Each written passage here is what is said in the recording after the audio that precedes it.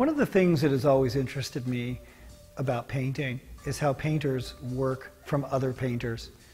Like Picasso, who worked from Delacroix and did 15 paintings based on the Woman of Algiers, or how Francis Bacon looked at Velázquez's famous Pope the Innocent painting and made several paintings based on it.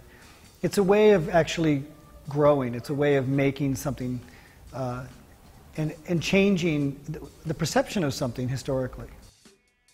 I saw this painting by Pablo Picasso of Dora Maar, Woman in a Chair. He painted the painting in 1937, and I bought this little postcard and found myself for many years looking at this thing and wondering how could I work from it? What could I do with Picasso? The painting behind me is the only painting in the series that closely resembles the original Picasso painting for which I took my inspiration. When making these paintings, it quickly became no longer about Dora Maar or Picasso, but really about the woman in a chair as a template. And as you can see by looking around the room, I alter the form in the chair, and I'm more playful formally with the images. In some cases, the figure dissolved. And then this is a good example of that, where the chair and the figure and face all start to fall into this plaid.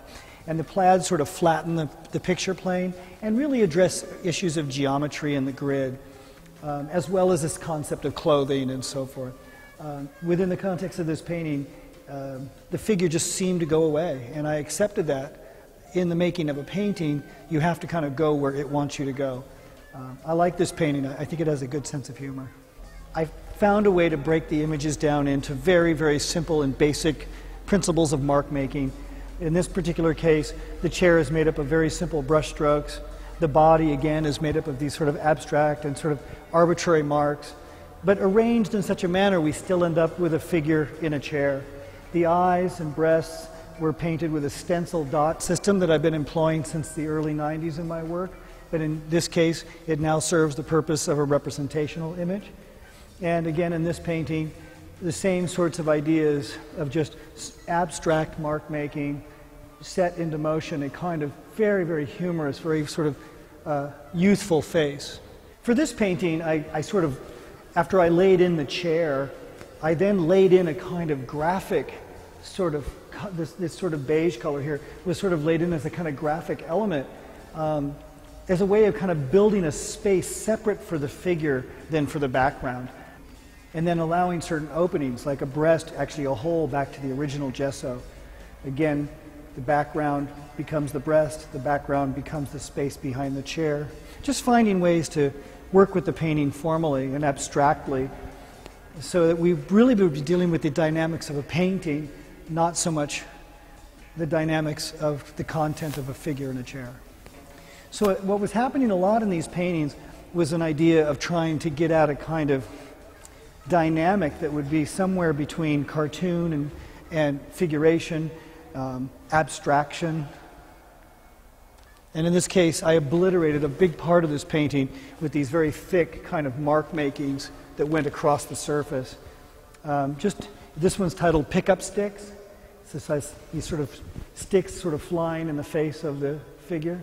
It was a way of breaking the space up so you would have to look at the figure through something. So you're looking at something and through something at the same time. This painting has a sort of a playful title. It's titled Kate Moss. The face that you're looking at here in this painting is actually these sort of extrapolations from the original Picasso painting. In the Picasso painting, these marks you see here were actually marks that existed underneath the eyes and underneath the mouth. But by removing the eyes and nose and mouth of Picasso, I found this other face. And it seemed a younger, thinner, sort of more contemporary face, less European. And somehow I thought it looked a bit like Kate Moss and thought it would be funny to make that reference. I was interested in the idea of the absence and presence of the form in this painting and found its simplicity to work somehow formally for me. And then, at the same time, in the same exhibition, the painting shifts to something that's all about the presence of the figure. Before I started the large-scale Woman in a Chair paintings, I did several studies on canvas, on paper, just trying to almost turn it into a habit. I like the idea that the image becomes a habit, and somehow it frees itself to do what I want it to do, or it does what it wants to do, and I don't have to think about it so much as I'm working. So here we have, I guess, the information wall. This is where I just compile all of the data and the drawings and information.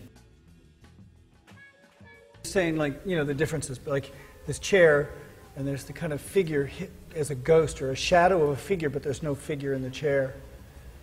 And then this one, the figure again is obliterated with just a lot of paint, and it becomes a different kind of anxiety. Small oils on canvases, images of just the chair itself. Just sort of, again, like I said, sort of turning the image into a habit, getting to the point that I could just draw it as much as I wanted, any way I wanted. You can see the wall sort of deals with pretty much all of the information that I'm trying to get into those big paintings. On the table, there's, you know, notebooks and so on. And here's the original painting that I worked from. Here's a reproduction that I found at the museum at the Pompidou in Paris, where the painting is. And I bought this, and I had it pinned on the wall of my studio for several years before I actually made use of it. But really an exciting painting to me. Well, it obviously provoked a very large body of work.